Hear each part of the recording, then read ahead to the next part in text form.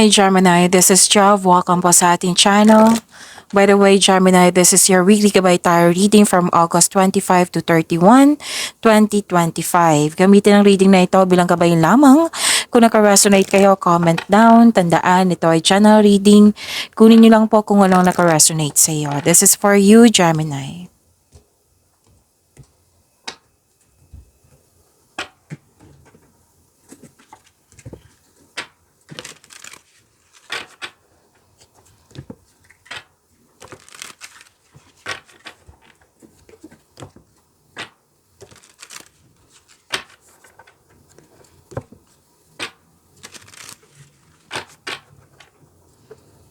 Para po ito sa iyo, Gemini, for this week, August 25 to 31, 2025.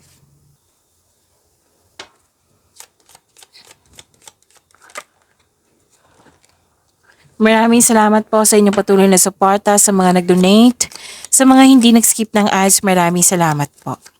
Sa mga hindi pa nag-subscribe, subscribe na po kayo at click bell notification para malaman nyo na may bago tayong video.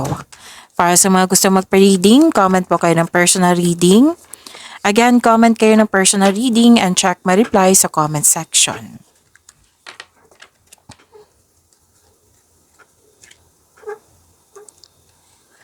Mas lumawak yung vision nyo sa buhay. Oo. At magkaroon ng time for reflection, which is good. Love is blooming. You love yourself more. Nagkaroon ng attraction, affection, romance. Oo. Nagkaroon ka ng time for yourself. May solusyon sa inyong problema. May sagot sa inyong mga katanungan. Oo. So, ang ganda. So, claim niyo po, Gemini.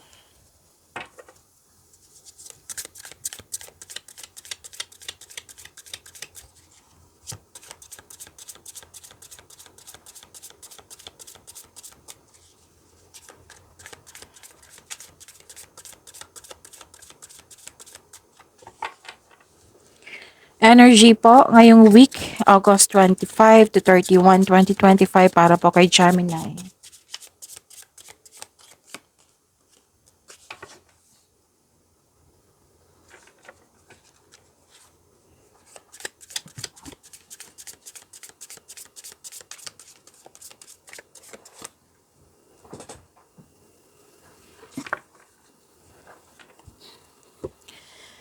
Okay, Gemini, paalala lang po lalo na sa mga bago dito. Kung may napansin kayo na repeating message, yan po yung pinupush ng course nyo po. Like for example, nanood kayo sa isang video reading nyo at dito din sa weekly gabay tarot reading nyo at may napansin kayo na repeating message. Yan po yung pinupush ng course nyo na kailangan yung bigyan ng atensyon, solusyon at aksyon kung maaari po. So na yung energy ni Gemini. By the way, Gemini, para sa mga nag-aabang dito ng love reading, nakapost na po. Kung kailan nyo ito napanood, nakapost na po yung love reading nyo, timeless reading nyo sa Love Jav channel. So, panoorin nyo po. Or mamaya po, oo, ipopost ko po kung bakante na ako, ipopost ko po sa comment section na nakapin for link. Okay? Kung ayaw nyo magantay, so diretso na kayo sa Love Jav channel. Okay?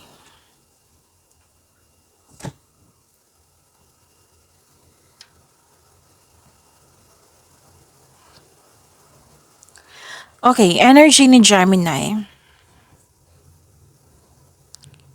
Nagkaroon ng conflict, argument, pero nakita ko naman dito na maayos ito agad. Oo, kasi mas lumawak yung anong tawag nito, yung naintindihan mo na yung nangyari. Pero napuno ka eh, oo. Pero at the end of the day, nabigyan na agad ng solusyon. Nag-let go ka sa grudges, nag-release ka nito, oo. So, nakita ko naman dito maayos din to agad. Oh, conflict, argument ba? Tapos naayos to ni Gemini agad. Oo, kasi may nakita kasi ako ditong paulit-ulit na lang nangyari. Parang napuno si Gemini kasi nakikita ko dito marami kayong ginagawa. So, nakita ko naman dito yung ugali mo na naintindihan mo. After mong na-release to, naintindihan mo na nangyayari. So, hindi na valid naman yung nararamdaman mo. Oo. So, ang importante dito, nabigyan ng solusyon agad. Okay? In-address mo yung hurt feelings na nagkaroon ng improvement sa komunikasyon. Nag-express to express sa ito ay tungkol sa mga hindi na kayo nagkaroon ng pagkakaunawaan, yun. So at least naayos agad.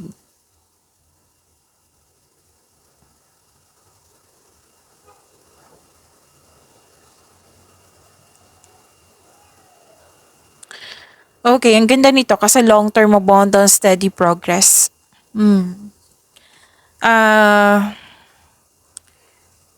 yun nga, nakita ko kasi dito na parang nastorbo ka or yung nagalit ka kasi nastorbo ka, yung nainis ka, yun. Pwede din hindi naman galit, yung nainis, pero na-resolve. Oo, naging maayos to. Kasi nakita ko dito marami kang ginagawa. Mas gusto mong, ayaw mo mag-shortcut. Ayaw mo madaliin. Gusto mo talagang, binigyan mo ito ng ano gusto mo bigyan ng time, effort. Yan. Yung pagsisikap sa araw-araw na magkaroon siya ng magandang bunga ng pinakamatagal at may makabuluhang resulta. Oo, pero gusto mong matapos. Gusto mo talagang matapos. Kaya lang may mga konting challenges pero mare-resolve naman agad. Hindi naman siya mabigat. Kasi pinag-usapan agad Oo, so prepare yourself for this week na marami kayong ginagawa. Kung pwede time for management para hindi kayo ma-burnout. Kasi nakita ko dito burnout So sinabi ng card dito na gawa kayo ng konkretong plano or time management nga. Kaya para magtagumpay yung routine mo, yung mga ginagawa mo diyan. Okay? So long-term abundance po ito, steady progress. Oo. Ayaw mo rin ng away kaya nabigyan ito ng solusyon agad. Actually magaling kang sa communication. Gemini, in-express mo to agad at binigyan ng solusyon. At pwedeng naiinip ka kasi parang nababagalan ka sa mga ginagawa mo dyan. Oo, so ang kailangan po dito, Gemini, kailangan ng mahabang pasensya. Kasi nga marami kang ginagawa, 'di ba? Nag-advise nga ang card nyo dito na magawa kayo ng konkretong plano or time management para hindi kayo ma-burnout. Ang requirement ngayon is habaan ng pasensya.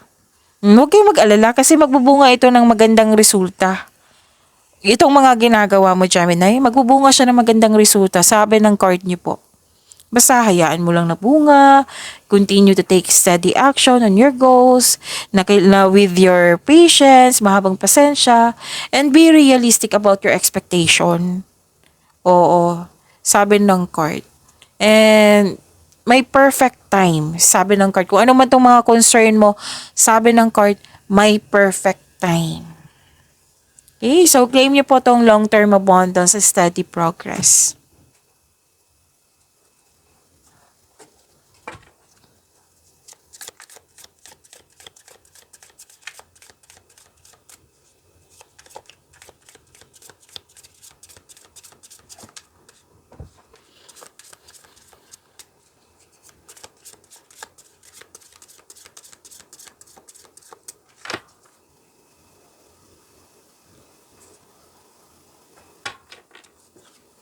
Career and money ni Gemini.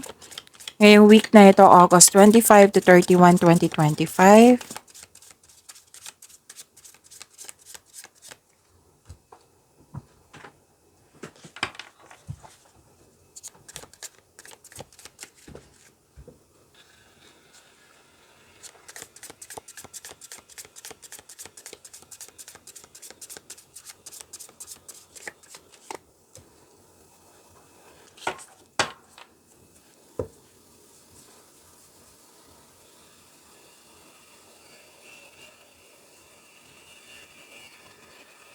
Okay, Gemini sa inyong career and money po. New beginning nakikita ko dito. You're very inspired. Oh. Tatlong card na mismo nagsabi dito na busy kayo ngayong week na ito. Full of creativity, marami kayong mga ideas na binigyan mo ng aksyon. Oo. It might be ito yung nature of work mo na busy parate. Oo. Nag-initiate ka dito binigyan mo talaga ng aksyon.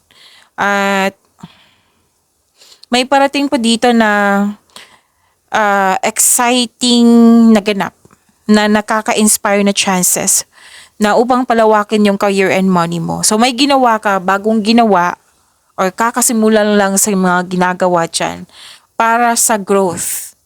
Para magkaroon ng tagumpay yung mga ginagawa mo.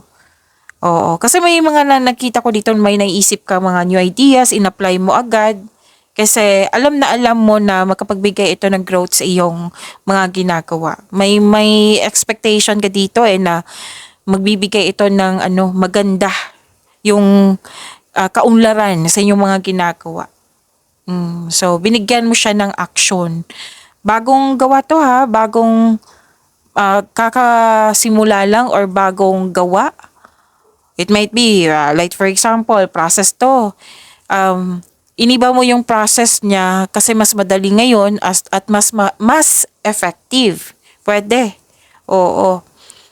Naging masipag kayo at very creative kayo sa mga ginagawa nyo at nang dahil nito mapapansin ito ng mga tao. Oo. Pwede sa customer mo, kliyente mo. At nakita ko dito na magkakaroon siya ng magandang bunga. Itong mga ginagawa mo bagong ginagawa, magkakaroon po ito ng magandang bunga. Kasi ginamit mo lahat skills mo, talino mo, experiences mo. So gamit na gamit. Oo. So ang ganda kasi sinabi ng coach dito na magbubunga itong pagsisikap mo. Nang dahil sa achievement na ito, magkakaroon po ng financial growth and stability. Ramdam ko, Gemini, parang may target kayo. It might be target sales to. Oo. Kaya para kayong nagmamadali na excited at the same time. Kasi may potential May nararamdaman ako dito na may expectation akong ganito kasi may potential na ganito. Kaya binago ko kasi nakikita ko na vision ko na maging matagumpay ito. Yan. And yun may financial growth and stability sa mga ginagawa mo. Ang ganda. Mas naging inspired ka kasi may pwedeng na-receive kang isang bagay sa isang tao ba ito or sa isang sitwasyon na mas naging inspired ka. Na-receive mo to tapos binigyan mo siya ng action. Pwedeng bagong proyekto, bagong process, pinalitan mo yung process niya, pwedeng paglalakbay ito, pwedeng pagsisimula ng negosyo, trabaho. Basta may pinalitan kayo na mas effective, na mas makapagbigay ng kaunlaran. Yan yung nakikita ko. So, ang ganda po. Ang ganda. Ang ganda, Gemini. Nakikita ko rin dito, nagkaroon po ng okay, so this is a second card na nagsabi dito na mag-create po daw kayo ng matibay na plano. Di ba lumabas dito sa energy cards nyo? Different card siya pero the same this message. Again, the same message. So pay attention. Kasi sabi ko yan kanina, kung may repeating message, pay attention talaga. Mag-create po daw kayo ng konkretong plano. Bago magsimula sa mga gagawin mo. Okay, kasi sinabi ko kanina may bagong simula, 'di ba? Tapos, pero din na may binigay sa inyo, natatakot kang mag-decide or iniiwasan mong magkaroon ng failure sa gusto mong yung iniisip nyo ngayon. Kasi, okay, klaruhin ko lang. Kasi nagbabalanse ka dito sa choices May pipiliin ka. Oo, gusto mo yung mas perfect, mas effective. Oo, kaya ka nababagalan ka sa paggawa ng desisyon. Kasi ayaw mo magkamali, ayaw mo magkaroon ng negative outcomes. Kasi guarded ka. Nagbabalanse ka dito, nag-iisip ng mabuti. Pero, ang paalala ng card dito, don't hesitate too long. Like for example, yung pagkakataon na ito is good for 7 days, tapos nakapag-decide kayo, 8 days na. Sayang naman. So, don't hesitate too long. Makinig talaga kayo sa inyong intuition kasi naulit naman yung mensahe. Makinig sa iyong intuition. Oo. Okay? Magawa kayo ng courageous choices. Magtiwala din sa inyong sarili, sabi ng yung card.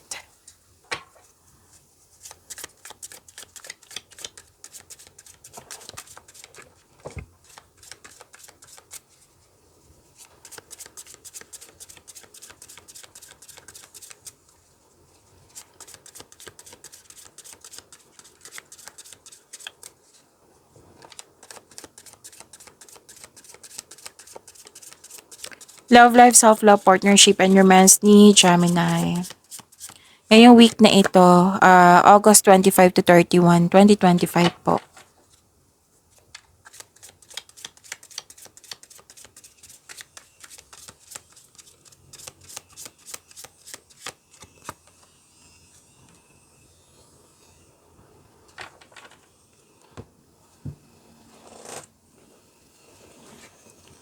Yun na, reminder lang po sa mga Gemini, may love reading kayo ngayon. Na-upload na po. Oo, kaka-upload lang po kung kailan nyo to napanood. And, yun, sa Love Job channel to. Pero mamaya after ng work ko, after nitong reading ng 12 zodiac signs, ipopost ko po isa-isa sa comment section yung link. Oo, kung hindi kayo makahintay, then punta kayo sa Love Job channel. Oo, LOVE space JAV. Okay? So, to attract more blessings, let us say the power of affirmation. Let us say, I am free to find my own path and have strength for the journey ahead. Again, I am free to find my own path and have strength for the journey ahead. Kung sa Tagalog pa, malaya akong makahanap ng sarili kong landas at nagkaroon ng lakas para sa susunod na paglakbay.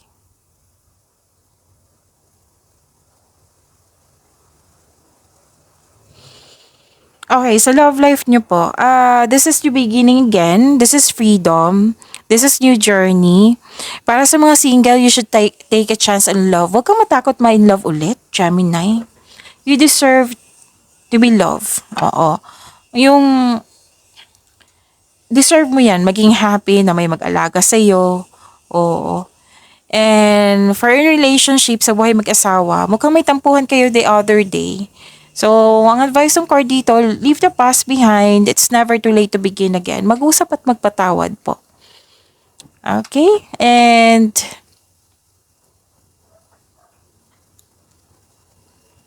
nakita ko dito na mukhang may nalaman kayong sekreto. Oo. Kasi nga mataas yung intuition nyo. At ilang beses na lumabas dito na kailangan nyo makinig sa inyong intuition.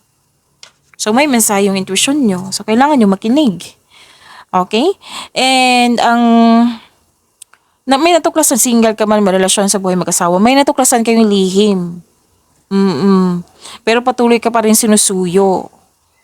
Pero alam mo na yung sekreto lihim. Or may nagsisinungaling sa'yo.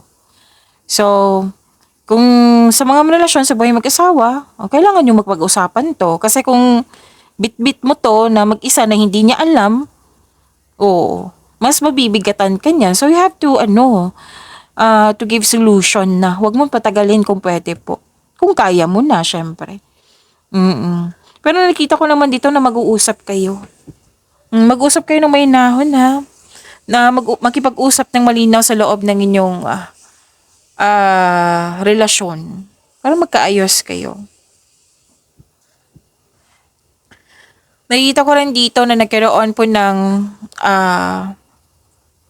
okay. So magkakaayos kayo nito. Bagong simula kasi yung sinabi dito May nakita nga ako ditong love and happiness overflow. Sobrang satisfied nyo sa inyong relasyon. Kaya deserve nyo mag-relax at mag-enjoy. Oo. Sa mga relasyon dyan ha, sa buhay mag-asawa. Sa mga single naman, pwedeng hindi mo pa ito kakausapin. Yung nalaman mo sekreto. Pero actually, may parating sa inyo. Sobrang successful sa buhay at masaya at ready na ito sa relasyon. Sa mga naghahanap diyan, sa mga single po. So, parating na po itong para sa inyo.